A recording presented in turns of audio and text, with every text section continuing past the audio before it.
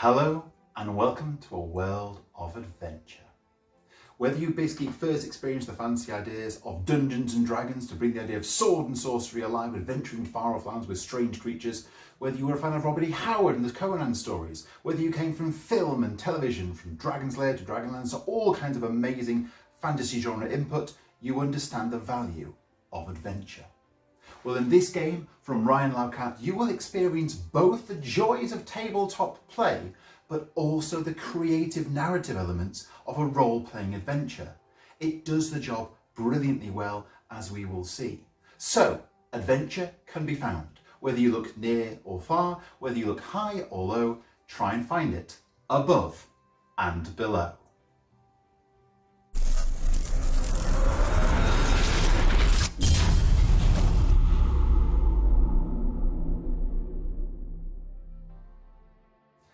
Yes, this game is a treasure. From the very first time I saw it at our Amiibo Gaming Society and played it with some good friends, I knew that this game had to be part of my life sooner or later.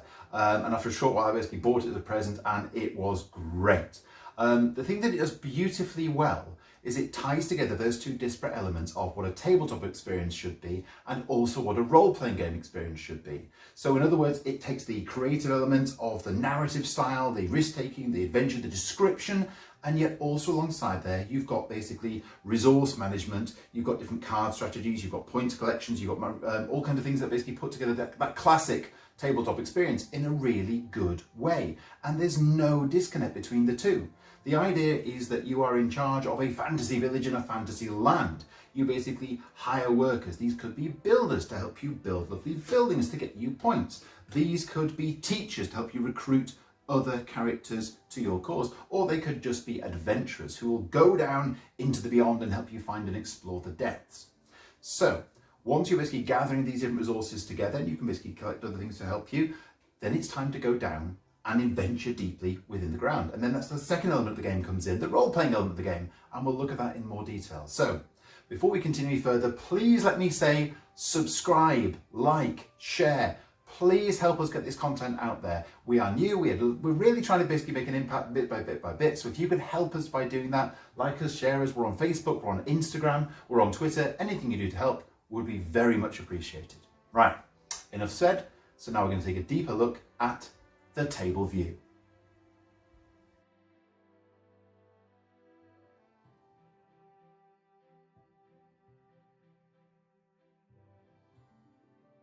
So, above and below, let's take a closer look, shall we? Well, as we said before, you are in charge of your own little village. So this is the sort of orangey brown player, this is the blue player, and they start off with three characters. They start off with their teacher, which is basically Quill Pelathen, and that is basically to help recruit other people here.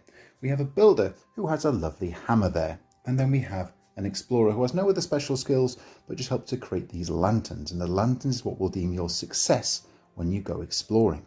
So, you start off with your basic things, including a house with 3 beds in. This basically means that when your people are tired at the end of the day, they will go to sleep, and you can basically refresh them and bring them back the next turn. Of course, you will gain more people. So, as long as you have 3 beds, you can bring 3 people back. 3 families of workers, let's say. However, if you buy more houses, for example this, gain an extra bed. This means you can recruit another person and bring more people back each turn. The way you do this is by spending coins. Now, you're going to start off with a certain amount of coins each turn. 4 is the basic amount here, but as you start collecting goods, you will gain more resources each turn, which will then sort of increase your buying power, increasing your buying potential. Now, what can we do with this? So let's imagine it's our turn. So what we're going to do is we're going to send one of our teachers here, our recruiters, who's going to basically go and recruit someone from the village. Now, they're very, very tired. They're going to move over to that sleeping area. So who would we like? If we want to recruit Aladdin's genie here, for example, we would need to pay 2. Whereas if we fancied Mr. Terry Pratchett here, for example, we'd have to pay 3, all the way up and further and further. Now, what makes them good person to recruit is their abilities at the top here. Anyone who has a hammer can be a builder. Anyone who has a quill pen can be a teacher. So let's look at this one, for example. They have the ability to basically train others. That's great. They can recruit more people. Now, if they go exploring, which we'll find later, They have a certain amount of potential here. If they basically get a 1, they get 1 lantern. If they get a 4, they get 3 lanterns. This will mean nothing to you yet, but it will be relevant later on. To give you an idea, let's compare this to this person. So she also gets 1 lantern from a roll of 1. However, if she rolls 2 or more, she gets 2 lanterns. So by the look of it, this character would have to roll more to get a rather larger result. She's more dependable for a small result. What does that mean? We'll find out in a little bit. But anyway, let's add this person to their team. Now, obviously, when they come, they're very tired from their hard day's activities, so they're passed there as well. These move down, and we get another person out here. And this is sort of replenished as the time goes on, so there's lots more people available to be gathered in.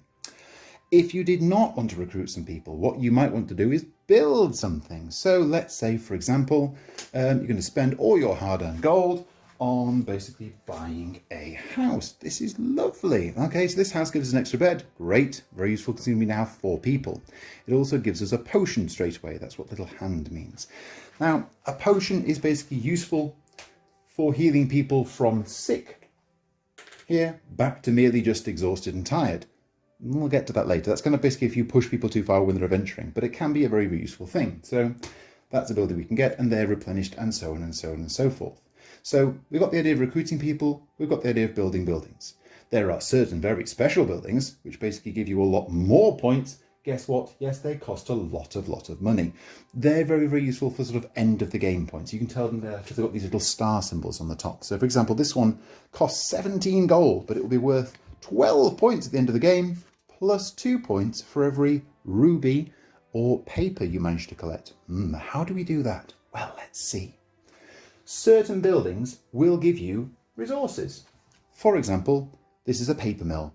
So when it comes out, there are 2 paper available on it, which you just place on.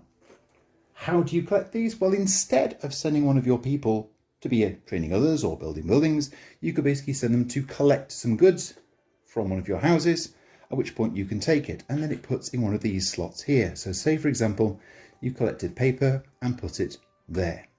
Well, at the end of the game, every single paper you have will give you a bonus victory point. This is lovely. And the more different values you can collect in here will help increase your values and increase you more points. Also now, you're not just basically drawing 4 gold in the beginning of each turn, you're drawing 5. So as the game goes on, for example, you might have some other resources here. Let's get some pots there, or some ore, or some mushrooms, for example. If this was a lovely situation here, you'd be drawing 7 gold each turn. Very, very useful, but also you'd have a lot of points to be collected at the end of the game.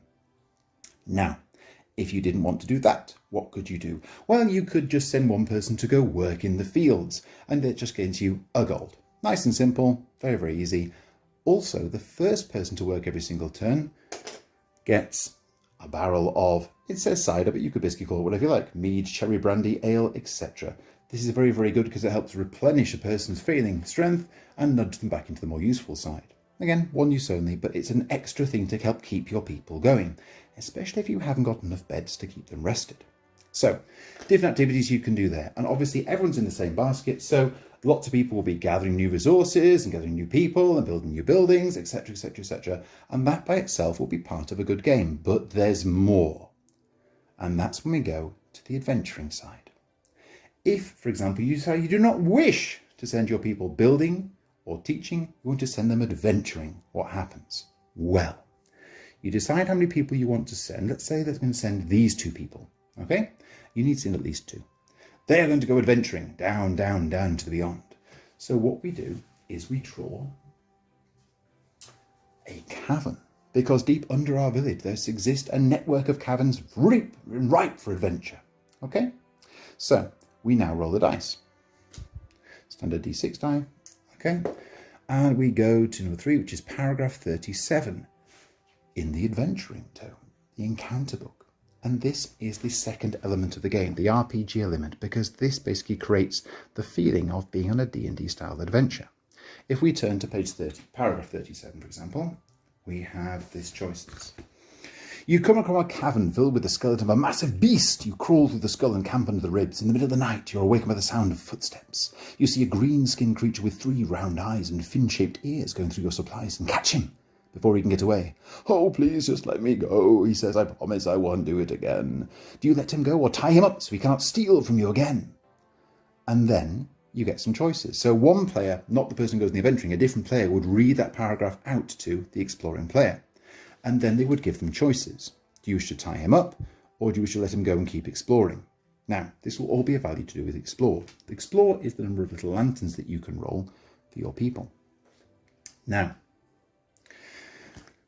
tie him up will actually take you to a separate another paragraph, or let him go and keep exploring. So let's example, this time we decide to let him go and keep exploring. We will basically have a choice of explore 3 or explore 6. This means that if we can roll 3 lanterns, we get a certain reward. Now, you wouldn't tell the person what the reward was. You just basically say it's explore 3 or explore 6.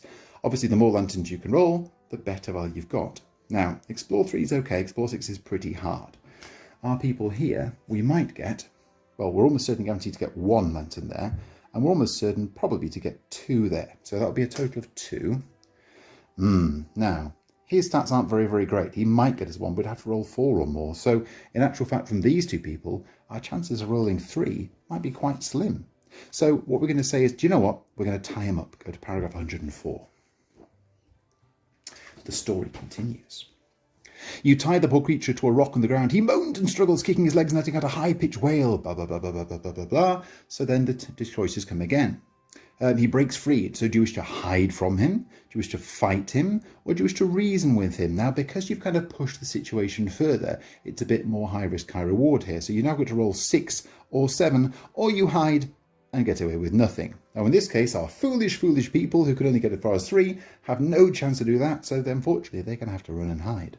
So we roll the dice for this person. They get 2. So basically, they get 1 lantern. This is not going well. Our gentleman here, we roll a die for him.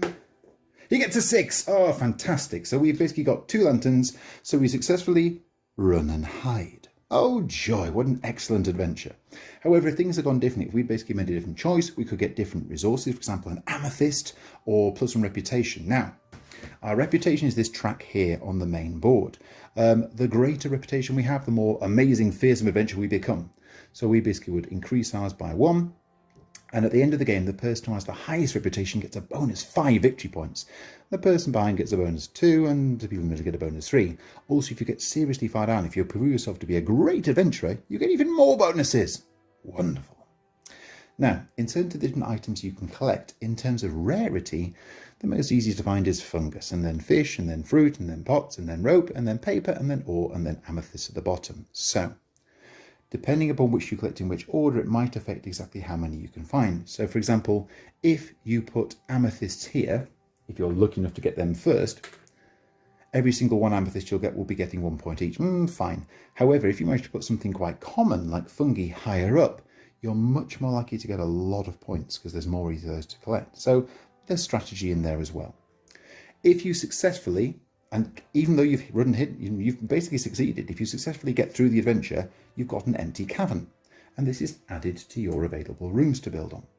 And then instead of buying a room from over here on the normal track, you can instead choose to buy a room underground, a cavern room to fill in. And this most of the time will let you get different resources. So say, for example, this card. Every single turn, it will generate a fish. Rather nice. Or alternatively, this will come with 2 fish already on it and a chance for a bit of a healing potion. Or, for example, poetry, for example, this exact same kind of thing. So 2 mushrooms and a victory point. Now, do you remember what I said about being injured before? If, for example, I had rolled a 1. Oh no, I've only got 1 lantern. Oh my goodness, we're going to fail. What I can do is I can basically push these, I can exert these characters 1 step further. Okay, and that will unfortunately put them in the injured section. However, it does add a lantern to our score. So if we had only rolled 1, pushing to further, right, great, okay, and we're up to 2, which would mean we would succeed. So that's how that extra element can come. So you can actually push people further and further and further to guarantee success at a cost. Because then, instead of basically using a bed to return him to full glorious health next turn, the most I could do would basically return him from sick to tired, and then another turn from tired back to fighting fit. So it kind of limits your success in the short term, but ultimately, with it in terms of getting an actual cavern or not to put something on, it's usually worth doing. Okay, so the game continues. Exploration is had, adventure is had, people are gathered, resources are gathered, these scores fill up, and towards the end of the game, you're basically starting to be able to afford these larger value point buildings. So say, for example, over here, if we've now got, let's say, 3 or 4 or 5 people on our team, oh, that's absolutely amazing. Well, this house here, although it costs us 14 points, which is a lot, gives us a straight 2 points at the end of the game, but 2 for every person in our village. So all of a sudden, if we've got 1, 2, 3, 4, 5, 6, that's now worth 14 victory points, which is a great card to have. And so and so and so forth. Generally, for example, like this one, it's very, very hard to get amethyst and paper because they're very, very rare. So you only get 2 points for those, but a big, massive, whacking 12 points straight off. Okay, so you're probably going to get a lot of points straight off and maybe not a few extras. Whereas with a building like this, it's a small value here because you know this is going to be easy to get a lot more points from. So overall, it's a kind of useful balancing mechanic. Right, that's about everything from above and below. Let's wrap things up in the final thoughts.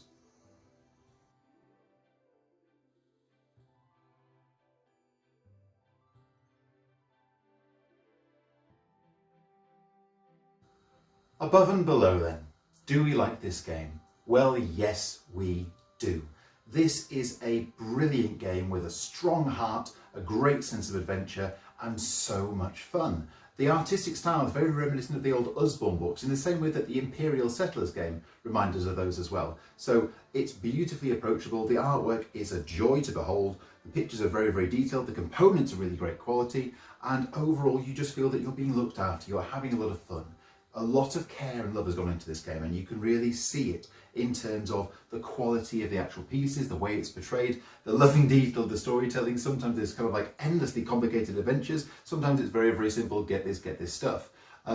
We love playing this game. At home, my wife and I enjoy it, my children enjoy it, and in terms of what different people bring to it, my son, for example, loves collecting characters, and he will absolutely definitely try to get this if it comes up.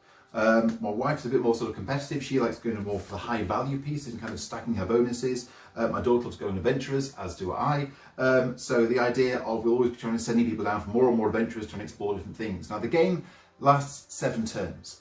As a house rule, we generally push this up to about 9 because we're having so much fun. So the game itself could run in about 45 minutes. We tend to push it up to about an hour if we can do. If we're still having fun, we'll basically agree that we'll play it a little bit longer. Because it does create that level of fun in the game. You'll have so many times of a happy enjoyment with this one. You will vary your strategy different times, which again is fun to replay. So on certain times I've gone very, very much resource heavy, other times I've gone more character heavy, sometimes the buildings where I've got most of my points, and like several other games, you do want a mixture. You want to basically have some points definitely on this resource track. That's a huge thing, especially when you consider that the more different resources you have, it affects your buying power each turn. It's often good to get in first and get this cider because it makes differences, and getting extra beds is very, very important in the early half of the game. Otherwise you can't really catch up with the other players in the later half of the game. But this is a lovely, lovely experience. You will have lots of good fun with the family. We've played it with as young as like 7 or 8 year olds. And they coped absolutely wonderfully, partly because the art is so accessible. So I would say if you can play this, do. If you can buy this, do, because you will have lots and lots of fun. Right, thank you for joining me Witchering On. Thank you for basically coming to see us again. It is a great game, please enjoy.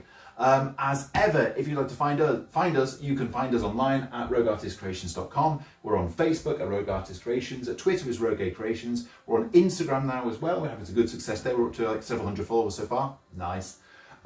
Please get in contact, tell us more details, share your ideas, and tell us what you'd like to see.